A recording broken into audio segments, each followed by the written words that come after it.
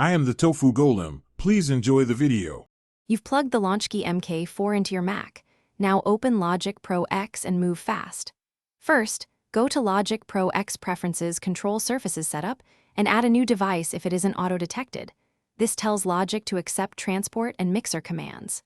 Next, open Audio MIDI Setup to verify the Launchkey shows as both input and output. This ensures note data and CC's flow. Once those appear, map a software instrument track and arm it. You're ready for the next configuration step. Now you'll assign channels and map controls so everything behaves predictably. In the Launchkey's MIDI control settings, choose a MIDI channel for keys and a separate one for pads if you want independent control. This prevents note conflicts. Then, in Logic, enter Smart Controls or Controller Assignments, activate Learn, and move a knob or fader on the Launchkey. Logic will capture the CC number. Be deliberate. Label important mappings.